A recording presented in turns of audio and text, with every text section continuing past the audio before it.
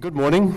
I'm Warren Hoge, IPI Senior Adviser for External Relations, and I'm happy to welcome you to this IPI Policy Forum on Human Rights in Peacekeeping, co-sponsored by the Permanent Mission of Sweden to the United Nations and by the Office of the High Commissioner for Human Rights. Our purpose here this morning is to discuss the human rights functions within peacekeeping at a time when they have grown in number and size to the point where human rights components are now central to delivering Security Council mandates. As you know, these components report to both the Special Representative of the Secretary General and the High Commissioner for Human Rights. And we want to explore how effective that communication is, and in particular, how the decisions made in the Security Council are translated into action on the ground to promote human rights in conjunction with other mission components and UN actors. To do that, we have assembled a group of speakers with first-hand knowledge of what goes on both at headquarters and in the field. And since you have their full biographies in your papers, I will, in the interest of time, introduce them to you very briefly. We were going to begin the proceedings with welcoming remarks from Navi Pillay, the High Commissioner for Human Rights, but she had to cancel her trip to New York in order to be in South Africa for the funeral of Nelson Mandela. Her office has dropped off some papers, including the statement she would have made had she been here, and those papers are on the credenza on the side of the room in the back. We were also going to have a welcome from Martin Grunditz, the permanent representative of Sweden to the UN, but he is under the weather and unable to be here, though I am happy to say that we have in his place Signe Bergstaller, who has been the deputy permanent representative since September of 2010. Following Signe in order will be Undersecretary General Amira Haq, the head of the Office of Field Support since June of 2012, Richard Bennett, who has headed human rights components of peacekeeping missions in Sierra Leone, Timor-Leste, Afghanistan, and South Sudan. And finally, Ivan Shimonovich, the Assistant Secretary General for Human Rights, who has had that post since July of 2010. So, Signe, will you start us off, please? All right. Yeah. Thank you, Warren, and good morning, Excellencies, ladies and gentlemen. On behalf of Ambassador Martin Grunditz, who unfortunately cannot be here today, I have the honor of welcoming you all to this IPI Policy Forum on Human Rights in Peacekeeping, hosted by the IPI, the Office of the High Commissioner for Human Rights, and the Permanent Mission of Sweden to the United Nations. I would in particular also like to thank IPI for providing us with this excellent venue for the event. We're very happy to have such a big crowd with us this morning, despite the early morning hour. And we're extremely pleased also to be able to present a panel of such distinguished experts representing perspectives both from the field and from headquarters here in New York. Today's breakfast seminar will provide an opportunity to discuss issues related to human rights mandates in peacekeeping operations and special political missions. The overall aim, as already mentioned by Warren, is to go from theory to practice. It will address various perspectives of how decisions made in the Security Council are transformed into practical work in the field to promote and protect human rights and thereby also support peace missions as a whole in achieving their core objectives to establish and maintain sustainable peace. In the past 10 years, we have seen a very positive trend and a significant growth in human rights functions within peacekeeping to a point where human rights components are now central to delivering Security Council mandates. This development is indeed most welcome and something that the government of Sweden has supported from the outset.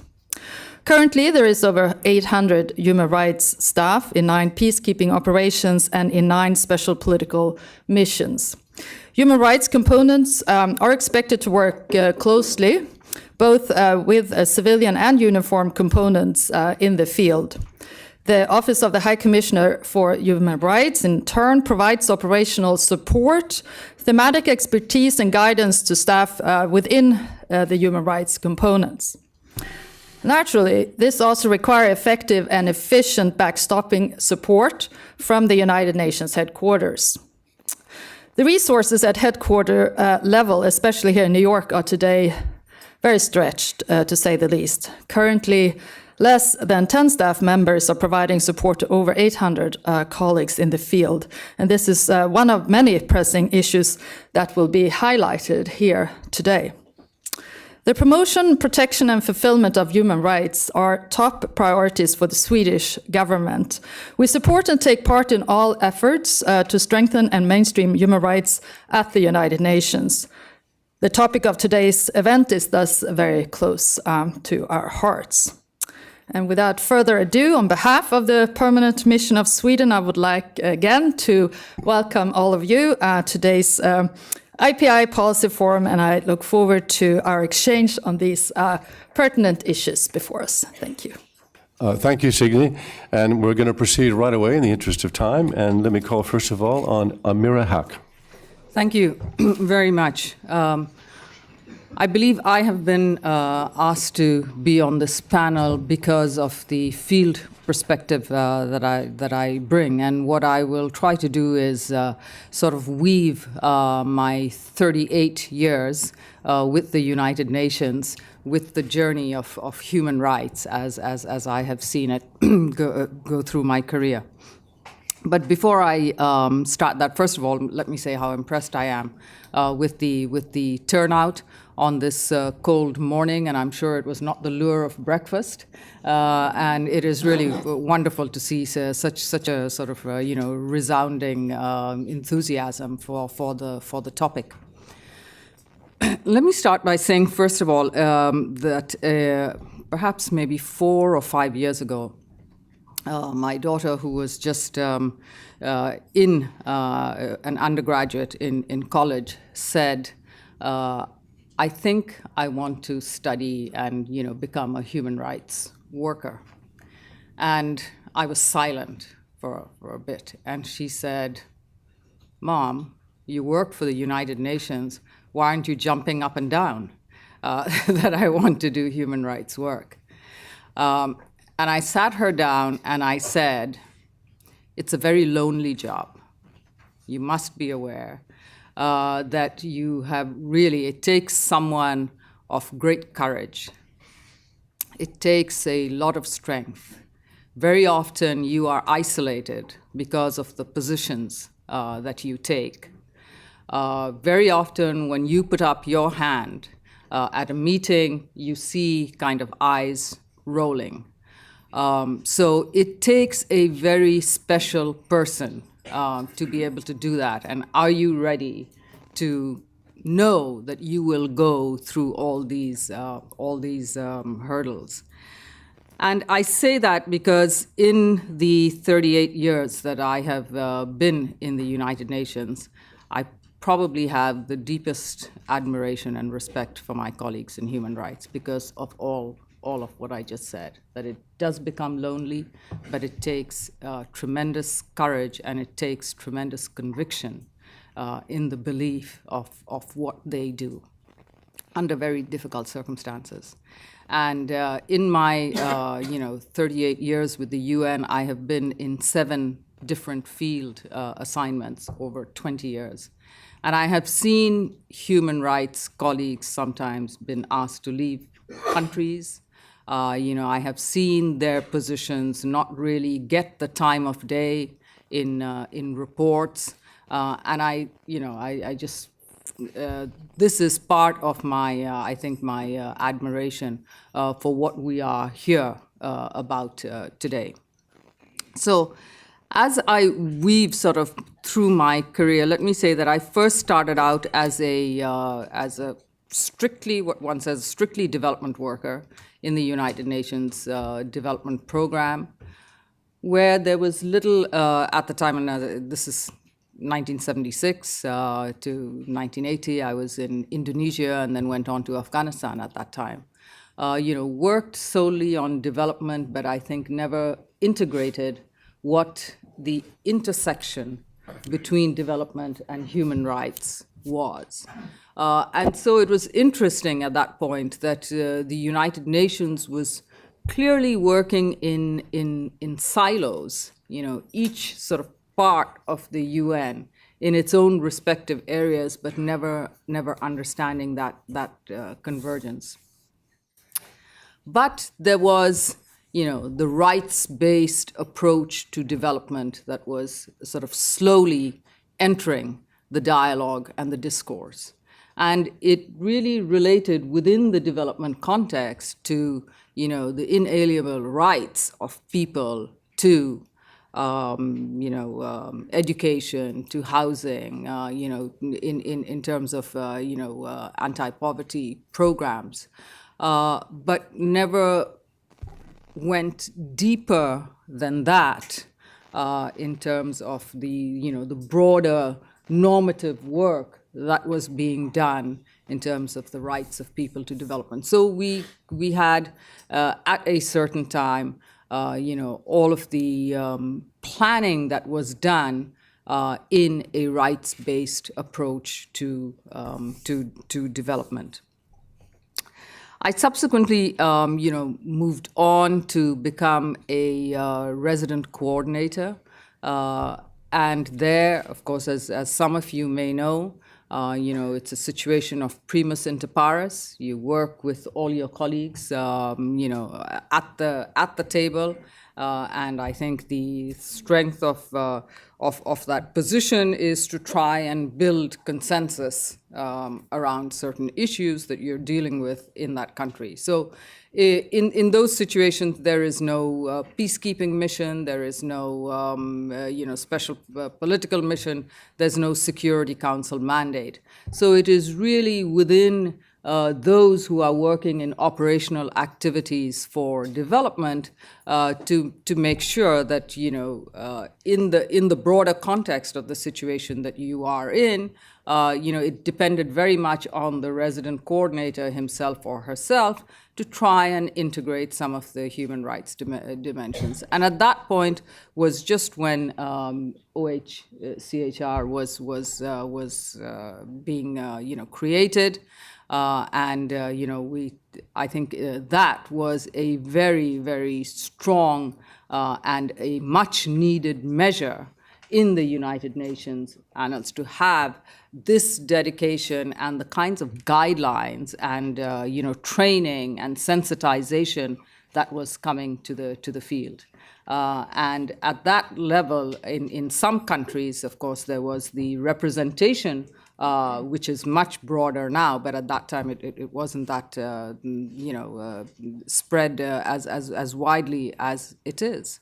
But I think that was clearly the beginnings of trying to inculcate the strict, understanding of what development that we were talking about at that time, what that meant, and what the integration of human rights as a absolutely fundamental value was. And so I think a lot of credit, goes to colleagues in OHCHR, but to the larger membership that was all, responsible, and civil society and everyone else who brought all of this to bear. Because up to that time, very often as a resident coordinator, I would have quite, rather, intense exchanges with civil society or with some of the UN agencies that had a particular mandate in advocating for rights, and very much feeling that, well, that's something that, that will happen outside the domain of this development framework. And it was that kind of, and that's part of what I was telling my daughter, I think, that it was this constant push, the constant advocacy, the constant, of a difficult topic, and trying to make people who have worked in the silos understand how integral this was to all of us.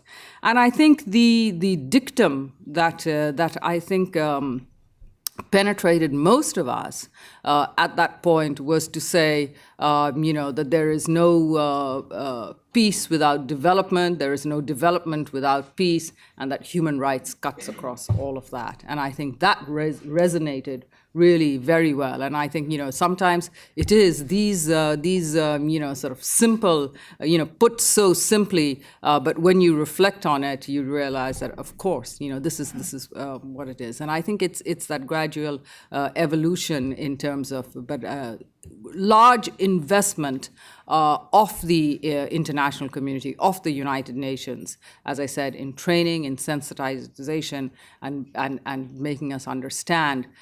So for those who were sort of, I would say, on the periphery of the direct human rights intervention, it was clearly a challenge in order to see how human rights could become part of our DNA, and it had to. And how did we work, and what is it that we needed to do, and what was the analysis? And there it was that the presence then, where we had country team meetings, the presence of the the human rights advisors in those meetings, I recall, made a tremendous impact, because again, that lonely hand would often go up. And whether it was, a project on, hydroelectricity in Laos or anywhere else that I worked in, suddenly the human rights dimensions of those projects came to the fore, and there was a much clearer and better understanding of that. I have also then worked twice in, again, for those of you who are familiar with the United Nations positions, I've worked twice as the Deputy Special Representative of the Secretary General in Afghanistan for 3.5 years, and then in Sudan for 2 years. In Afghanistan, Richard Bennett was the head of the human rights component in the UNAMA mission. I was in addition to being the Deputy Special Representative of the Secretary General, I was also the resident coordinator, humanitarian coordinator, and therefore had the responsibility of convening what was the UN country team meetings. And Richard Bennett at that time was a full-fledged member of the UN country team. That didn't come easily, because I remember certain agencies did question and did come to me separately to say, why is Richard in the meeting? This is reality. And, I said he's the human rights representative of the mission, but he's also representing the Office of the High Commissioner of Human Rights. Again, within the UN bureaucracy, I think, sometimes it takes a memorandum of understanding and all of these, semi-legal or fully legal documents. But I think the MOU that was signed between the then head of DPKO and the Office of the High Commissioner for Human Rights also sent a very strong signal across peacekeeping and peacekeeping missions in terms of the integration. And so the Human Rights Unit wasn't standing aside as a separate unit, just trying to do things related to what the Security Council mandate was, but looked at the context of the entire work of the United Nations, which included the humanitarian and development work. There are certain instruments that we have, for example, called the United Nations Development Assistance Framework. And I remember many of us being holed into the Kabul Intercontinental Hotel, snow on the ground, heating didn't work, and, we were all very cold, but, Richard and all the country team, very much there. And interestingly enough, and I remember an anecdote, and we had our Department of Safety and Security as well, that is charged with, at that time, what was my functions as a designated official responsible for the safety and security of our personnel. And I also felt it was very important to bring them into the overall planning for them to understand what it is that we were doing. But I still remember our, security, our chief security officer, who by the end of that retreat in 2.5 days, I'm talking about a colleague that Richard knows, was actually, sort of taking the flip chart and the magic markers, and he was the one who was advocating in terms of saying, we have to go out to these areas. I mean, this is where the issue. So, it is that integration. Sometimes it takes memorandum of understanding, but sometimes it is, the collegiality, the way in which we work, bringing everyone to the table, and I think the understanding of everyone in terms of what the country context is. My assignment prior to this then was as SRSG in East Timor. And there I had the head of the Human Office of the High Commissioner for Human Rights and the head of the Human Rights Unit. And again, you are torn in that position. And I also remember a situation in Afghanistan where, there was an issue about publishing a report which was coming right before the elections. And there was really a struggle. One was that it was, it was a report about human rights abuses carried out by, individuals. But the question there was timing. Was the timing right to release that report right before the elections? The report was there. Or, would it be better to let the elections, finish, not to derail that process. And again, very often when you're in a country context, there are people who advocate strongly and say, regardless, doesn't matter. I mean, go ahead and publish that report. And that is where I think there is some degree of balance that has to come in terms of looking at the larger context. In the end, the report was released from Geneva. It wasn't released in Afghanistan, which took the pressure off of what was happening in the local context.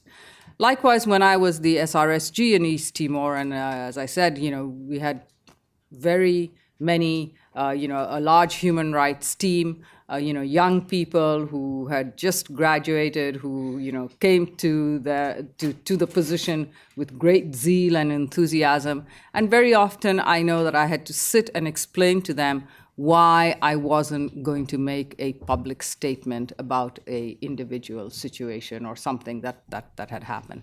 And it was important for me to sit and explain to them that isn't it better for me to go and see the prime minister or go and see the president and try and resolve this, behind closed doors?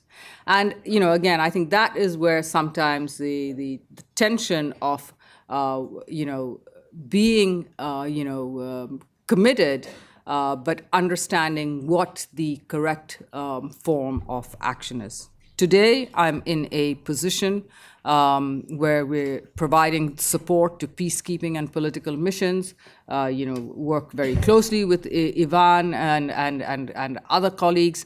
And, the key is how can we, in the CARs now, in the Malis now, the difficulties that we face in saying we want the footprint of human rights officers on the ground.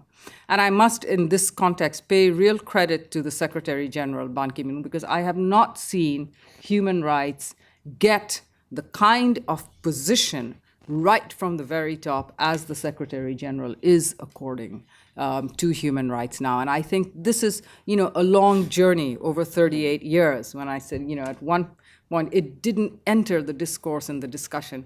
And today, as I said, it is a part of our DNA.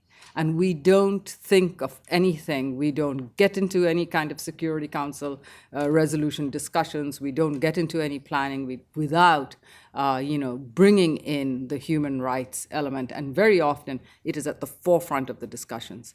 And we have great leaders in human rights. Navi Pillay, the special representatives of children in armed conflict, of sexual abuse and violence in conflict, all of them very strong, speaking out, but bringing that kind of, what I would say, the advocacy, but also a measured and realistic response in terms of what is required.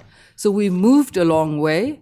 As I say, I think it is very much part of our DNA. We see it in the resolutions. We see it in our work. We see the resources that are directed to it. We see the attention that it gets from the highest level. We see the courage with which people are speaking now, whether it is, be it leaders or leaders of national sovereign nations, or at the same time leaders of opposition groups. And I think this balance is where the United Nations has to stand strong, that it's human rights for all. So that is my few words to you this morning on how human rights has woven through, I think, over the last almost 37, 40 years, and where we are today. Thank you.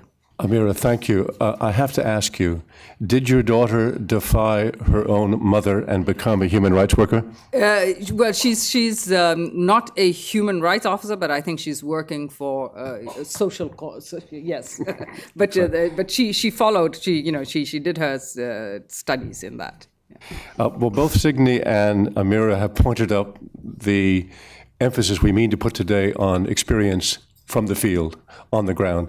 And our next speaker, Richard Bennett, has had that experience right up until April of this year.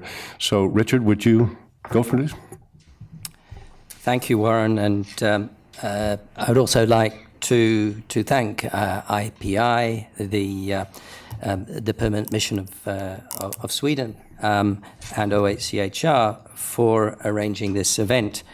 The turnout is certainly great, and I'm very confident that I won't be spotting any rolling eyes in this presentation.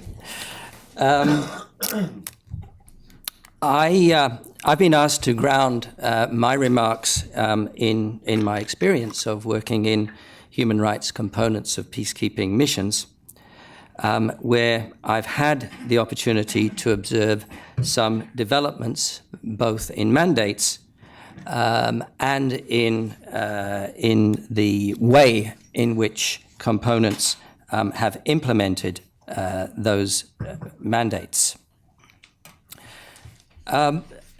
Human rights plays an important role in the prevention of deadly conflicts, in early warning, in rapid intervention in acute phases, in peacekeeping, and in transitions through recovery to stability and development. In other words, before, during, and after recovery from a serious conflict. But I'm going to focus my remarks mainly on the during phase, that is, on the work done by human rights officers within human rights components of peacekeeping operations.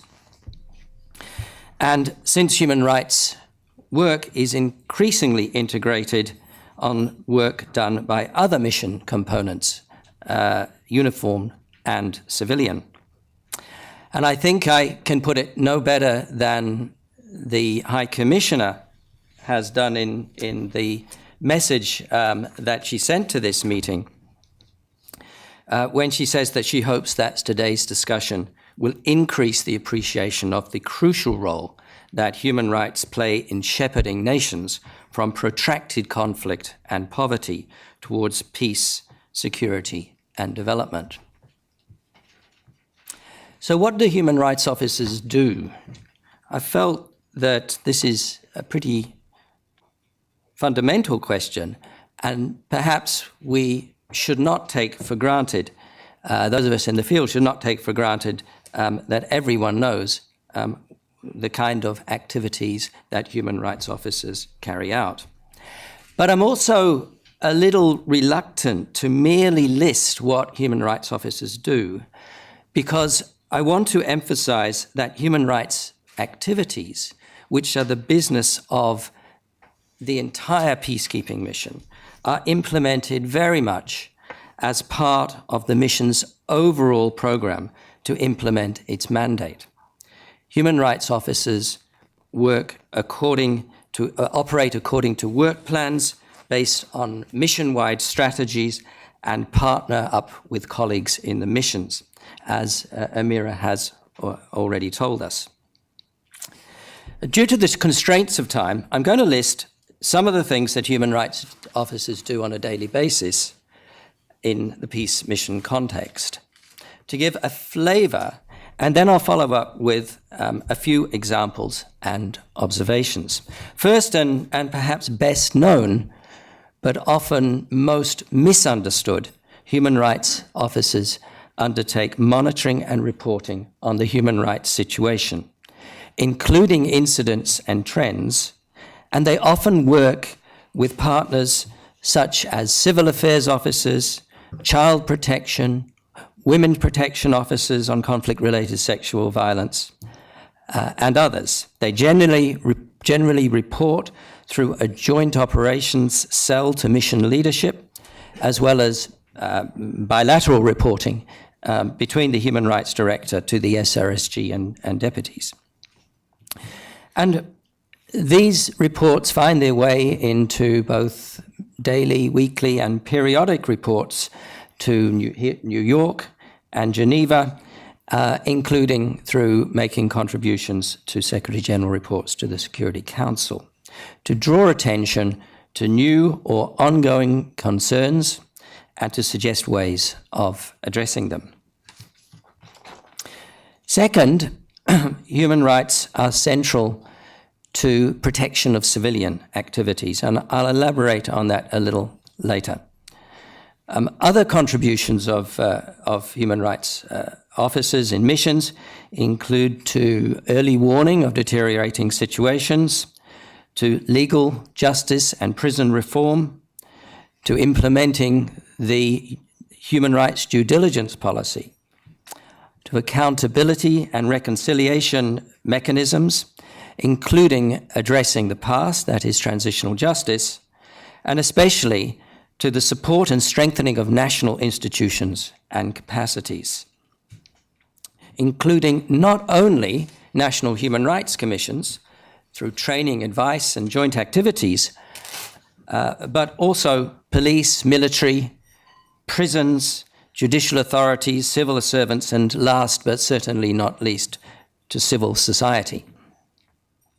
This support for national capacity is particularly important because the ultimate goal is for the international human rights presence to make itself redundant.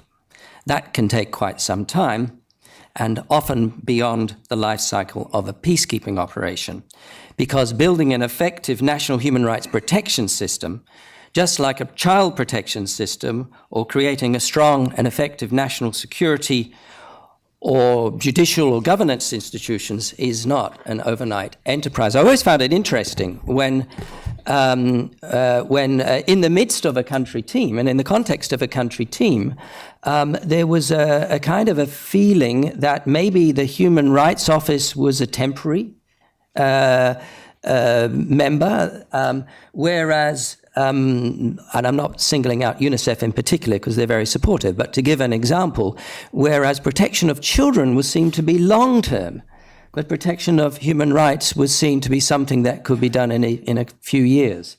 So I always found that a little odd. I'd also like to say that conventionally, some of these activities I've listed are characterized as protection, while others are seen as promotion of human rights or capacity building. And personally, I prefer to emphasize the links rather than the divisions between the two, because all the activities are mutually reinforcing.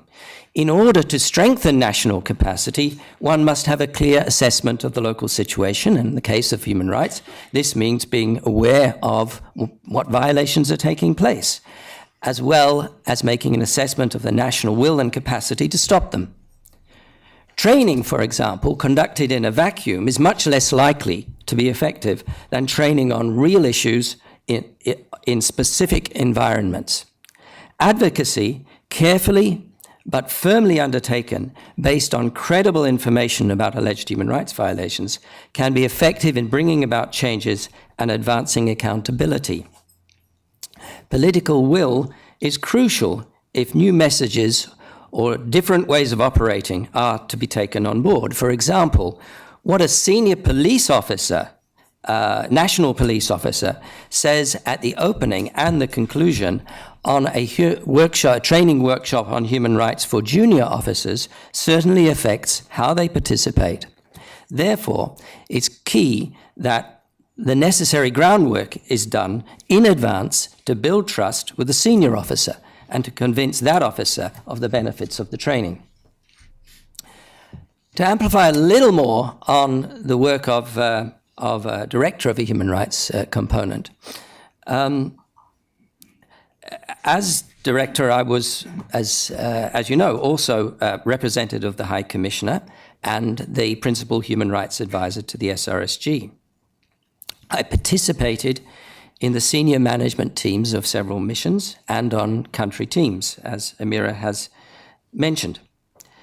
Within missions, though, although my direct responsibility was human rights, I felt I had a duty to work with others in furtherance of the overall mission mandate. And conversely, all members of the senior management group of the mission, as part of the UN's commitment to human rights integration, had a duty to reciprocate through taking a rights-based approach to their own responsibilities. And at a working level, I encouraged human rights officers to understand the different perspectives in play.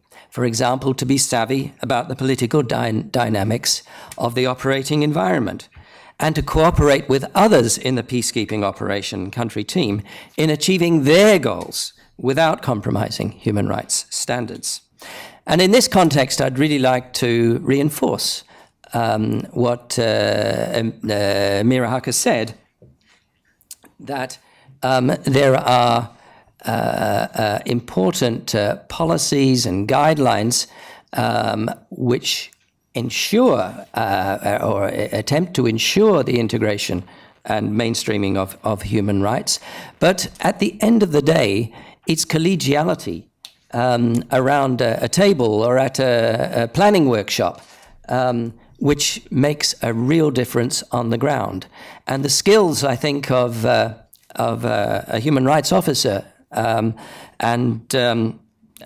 certainly, I think at all levels, are often social skills and the ability to put themselves in the shoes of the other person.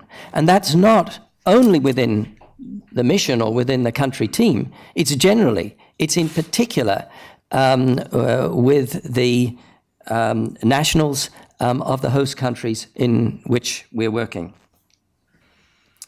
I just want to mention the human rights due diligence policy, a relatively new policy that's an example of mainstreaming.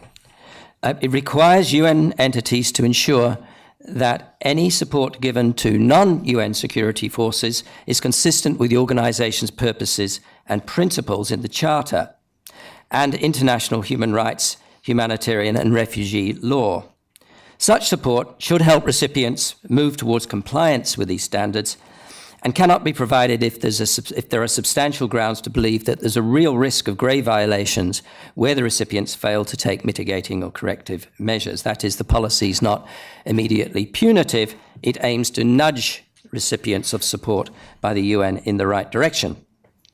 So in South Sudan, in UNMISS, a task force was formed, chaired by myself, at the time the Director of Human Rights, and included all relevant mission components.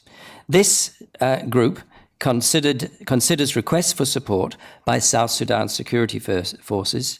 It conducts risk assessments. It suggests mitigating measures if appropriate, and makes recommendations to the SRSG. Requests for support, and there have been numerous, until the point I left this year, I think there were 9, and I know there's been many since then, they tend to be for a logistical support, such as fuel for government helicopters to carry food to troops, or sometimes soldiers themselves, or to police, on a cost recovery basis, Amira. And occasional transport of uniformed officers, and some engineering work, for example. As far as I'm aware, support's only been denied once, but on several occasions, mitigating measures have been required, and these can be training, they can be changes of personnel, they can be provision of special reports, and so on. To just touch a little further on monitoring and reporting, which includes investigation of incidents in which human rights may have been violated. They are subject to guidelines developed by OHCHR, and all human rights officers receive training in the necessary skills. High priority is given to gathering information carefully and impartially, to corroborating facts, and to ensuring that witnesses are protected. The monitoring may involve, for example, visits to prison cells and police stations, or to sites in villages or cities where violence has occurred. It could be, for example, meeting with the family of someone who has disappeared, or could involve interviewing a woman or a man who's been subject to violence, including sexual violence.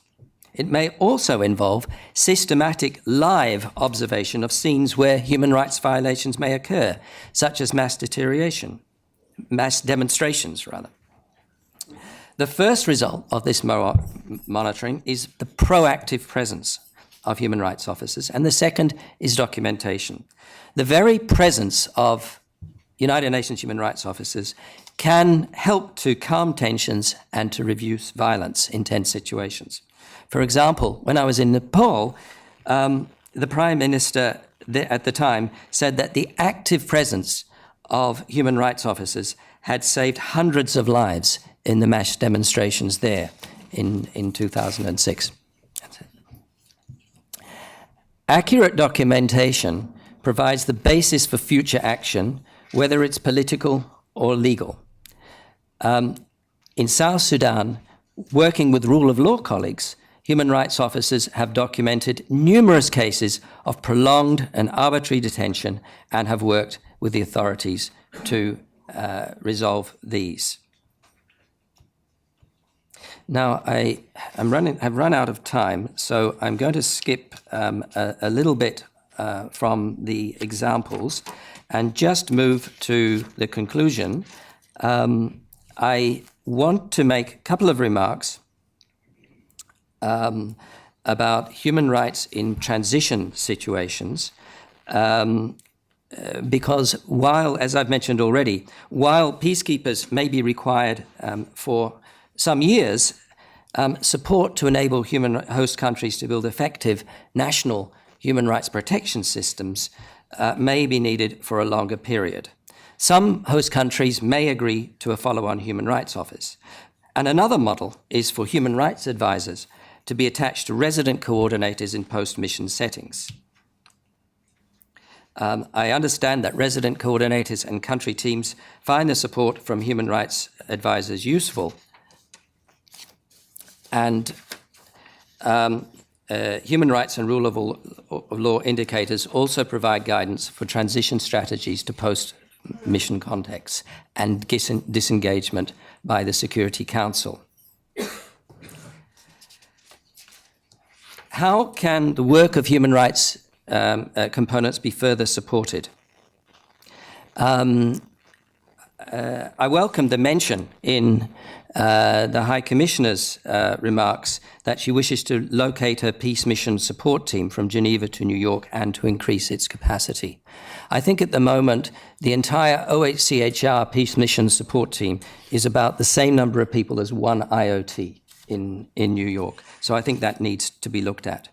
The other thing I'd like to raise is that, as was mentioned by Amira, heads of human rights components wear two hats and also represent the UN, the High Commissioner for Human Rights on UN country teams. Except in Nepal, where I headed a standalone human rights office, I found it difficult to do justice to this role. And it's one thing to attend meetings, but quite another, I found, to participate fully and effectively in programs with country team partners. However, human rights components are not resourced for this work, and if I'd had, for example, a couple of P3 human rights officers to support efforts with the country team, I'm sure it would reap dividends, including with transitions to post-mission settings. And I hope that a means can be identified to support this work. So finally, I'll finish off, I think, by saying that there's no doubt that in peacekeeping, human rights promotion and protection is core work. Secondly, it should not be left to human rights components alone. It's everyone's business. And I'll end by saying that without respect for human rights, not only will we fail to enjoy either security or development, but that those affected by human rights violations, be it poverty, discrimination, or sexual abuse, have a right to expect that all United Nations peacekeepers will stand up for them. Thank you. Thank you, Richard. We'll move on right away to Ivan Shimonovich. Thank you very much. Let me thank Swedish Mission for co-organizing this event, to IPI for not only wonderful premises, but filled with very interested audience. Now, my problem is following. I had a division of labor with Navi that she will provide for a bigger picture, and I would concentrate on backstopping of the peacekeeping operations from headquarters. Now, I'm faced with mission impossible to merge both, which was probably made even less possible by my willingness to leave some room for discussion. It was made slightly more possible by excellent presentations by both Amira and Richard, as well as Zigna. So I would like to stress 4 main points. First of them is relevance of human rights for the full conflict cycle, for the prevention of conflict, for damage control once we have a conflict, for overcoming the conflict, and finally, for preventing of conflict to reoccur. My second point is to illustrate trend that Amira has been speaking about, of growing importance of human rights and human rights component in peacekeeping missions. My third point is to provide you some arguments that investments in human rights and rule of law within peacekeeping missions does pay off, and also that investment in their backstopping of the human rights component of peacekeeping missions pays off as well. And finally, my fourth and last point will be to call you to support for human rights measures to improve our backstopping of human rights components. Now, let me move to my first point, which was briefly raised by Richard, importance of human rights for the full conflict cycle. I will not lose time to demonstrate how clearly, for example, Arab Spring demonstrated that violations of some human rights are root causes of conflicts. So also in the prevention of conflicts, violation of human rights are an early indicator of potential escalation of the conflict, and it should be better used as the alarm bell to conflict prevention, as an early warning. Now, this is what Secretary General Rights Up Front Action Plan speaks about. How to improve our information gathering on human rights violations, how to improve their analysis, and how to bring those early warning signs to the attention of member states, as well as the Security Council, and how to involve together in conflict prevention activities. Secondly, if we didn't prevent conflict, then we are in the stage of damage control, where monitoring and reporting on human rights violations saves lives. I think that from your Afghanistan example, you could confirm that what human rights components have been doing, and it's monitoring civilian casualties, as well as attributing casualties to perpetrators, directly serves this purpose. And of course, that enables advocacy in the country, as well as advocacy presenting to the Security Council concerns that are coming from the field activity. Now, human rights in overcoming conflicts. It is very important, and it has been raised already, that we support national human rights institutions, that we contribute to the transitional justice mechanism, as well as addressing root causes of the conflict. For example, if we want to prevent conflict from reoccurring, what we had to do in Mali, for example, is not only to deal with consequences of conflict, but with root causes. Without addressing the problem of certain discrimination and lack of development of the North that rebelled, we will not have sustainable peace. Something similar can be also applied to our future activity related to Central African Republic. The Salaka movement had its roots in the marginalization of the northern parts of the country. We are now dealing with consequences, but to prevent conflict from reoccurring, we'll need to address root causes as well. Preventing reoccurring the conflict. When we say transitional justice, it also includes prevention of victors' justice, of one-sided justice. This is something that we face as a problem right now in Côte d'Ivoire. We do have some legal proceedings, but they are one-sided. How to ensure that they are balanced and that they contribute to long-term peace and stability. Let me now move to my second point, to the trend of growing importance of human rights components in peacekeeping missions. As you know, yesterday was our celebratory Human Rights Day. It was 20 years after Vienna Conference and Plan of Action, and Vienna Conference and Plan of Action did refer to human rights in peacekeeping. However, at the time, we had just human rights stuff in 2 missions, in Cambodia and in El Salvador. Now, what has changed since we had Brahimi report in 2000 describing the value that human rights and human rights component can bring in to the peacekeeping missions and realization of their goal. Now, the situation now in 2011 has culminated in the joint policy on human rights in peace and political missions.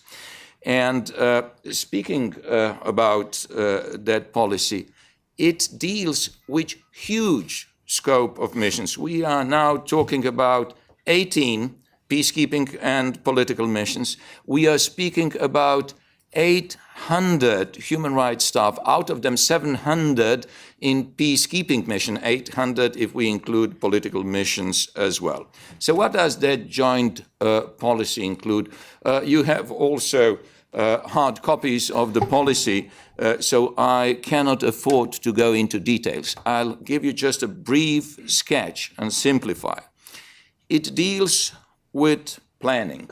It deals with reconfiguration of missions, and it deals with drawdown of mission. What we are doing right now is that we are doing contingency planning for the potential peacekeeping mission in Central African Republic.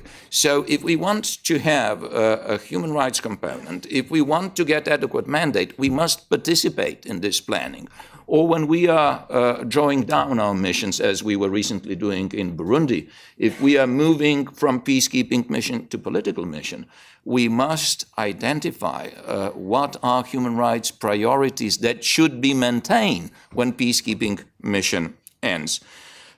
It also includes the policy on recruitment of the human rights staff. The joint policy, which means that Human Rights Office provides rosters from which DPKO DFS can then select speedily suitable candidates. And just as an illustration, right now our whole small peace mission support unit is in Brindisi doing tests and interviews for new roster candidate. It does also do with training, and it's not only training of human rights staff, it's training of the troops and police in the area of human rights. And of course, it does with policy development and implementation, trying also to do the lessons learned. And Richard mentioned human rights due diligence policy. Richard, for example, said that he was in charge of implementation of human rights due diligence policy. So when he runs in troubles, when he wants to hear about practices of other missions, well, then he has to be backstopped from the headquarters and get adequate guidance. Let me now quickly move to our arguments that investment in human rights and human rights components within peacekeeping mission pays off. That was something that was discussed during Secretary General's retreat, I think it was 2011 or 2012, with the Security Council. And it was also raised at the Secretary General's retreat with special representatives of Secretary General at heads of peacekeeping and political missions. Why is it beneficial? Why is it money-saving to invest in rule of law and human rights? Because it enables you to cut the largest expenses for troops earlier without putting security at a risk. By early investment in human rights and rule of law, you can withdraw your troops earlier or downsize their amount. Secondly, it's the issue of investment in their backstopping. If you have 800 human rights staff in the field, if they do not get proper backstopping, you are losing your money. Because if you do not carefully plan what is their mandate, if you do not get on board best people through the recruitment process, if you do not provide adequate training, not only to those 800, but to troops and police that are participating in peacekeeping, you are investing a lot in peacekeeping without getting proper results. This moves me to my last point and to my plea for support of Human Rights Office effort to improve backstopping.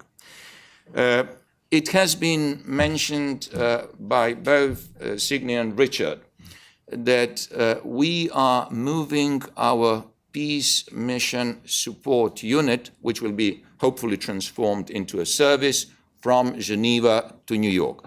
Now, the cheap argument I can give you why we are doing it, and sometimes member states prioritize that, is that staff that are in New York are slightly cheaper than in Geneva. But that's not my main point. That's only beneficial.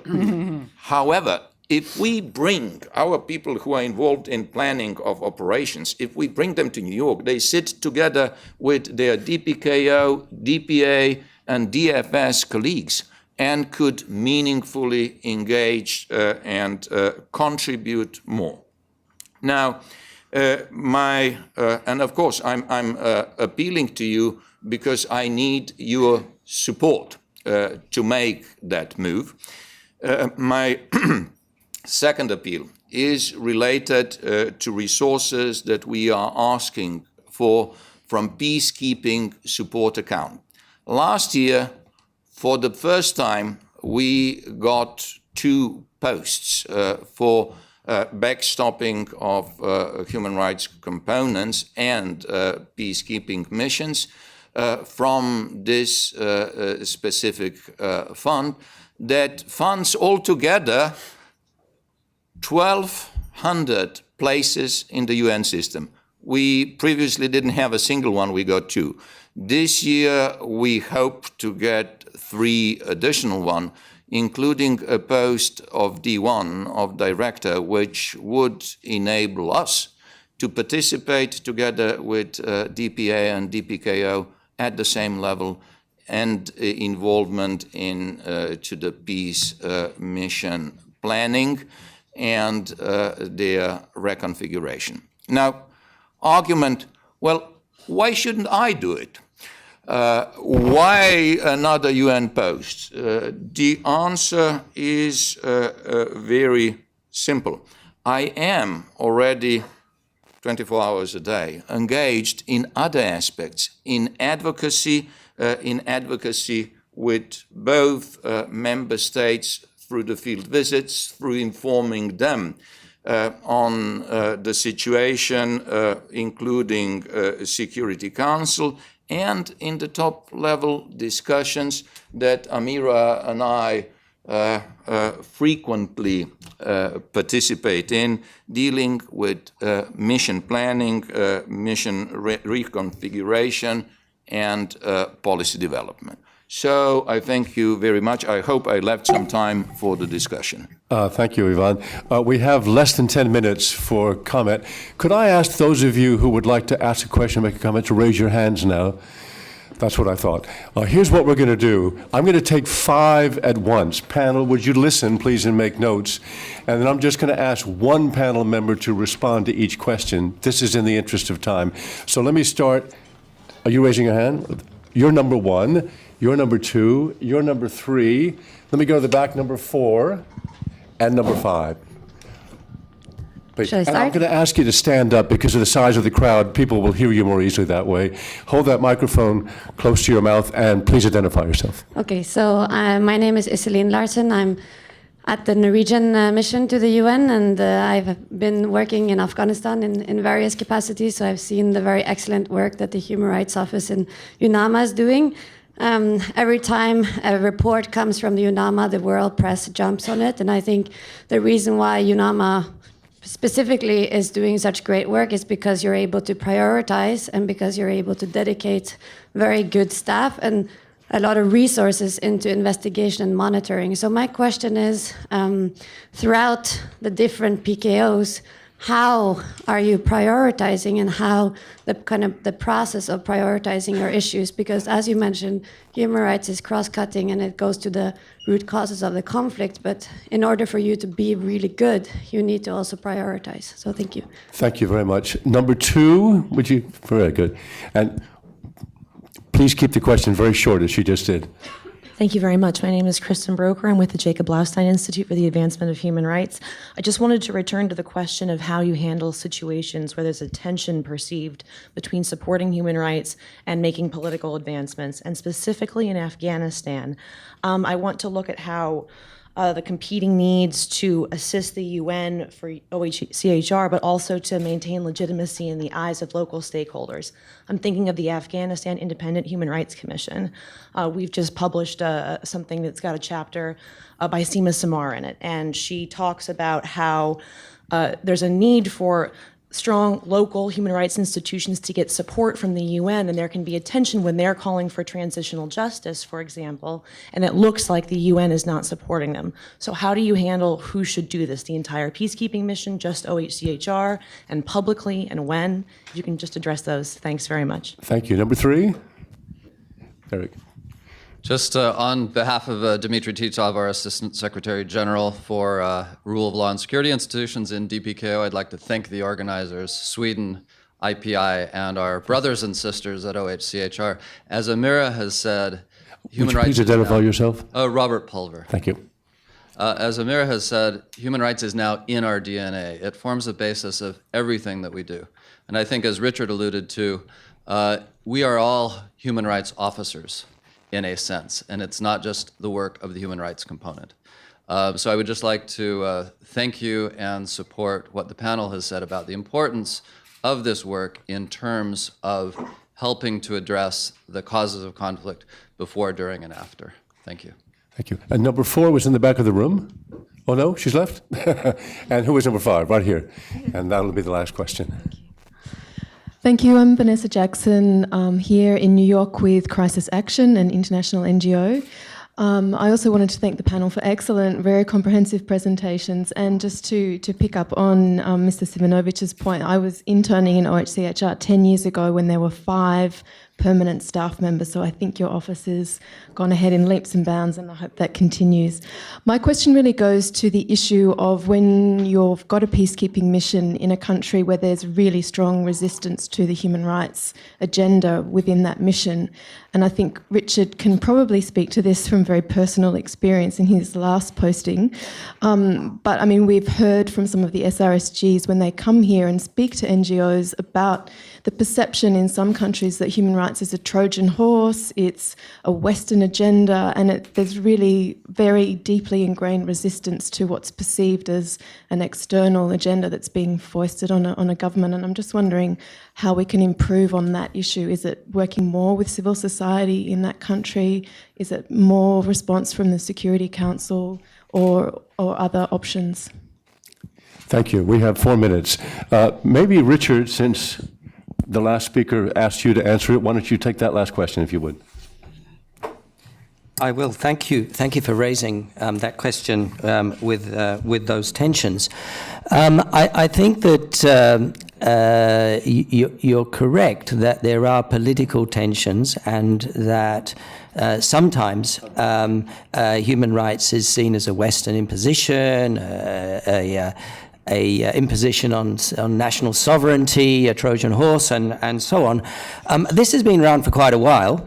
I'm long enough in the tooth to remember in the late 90s that this was a big issue in Asia. Perhaps now it seems to be focused a little bit more in Africa. I certainly acknowledge that these are tensions, but I think we also need to observe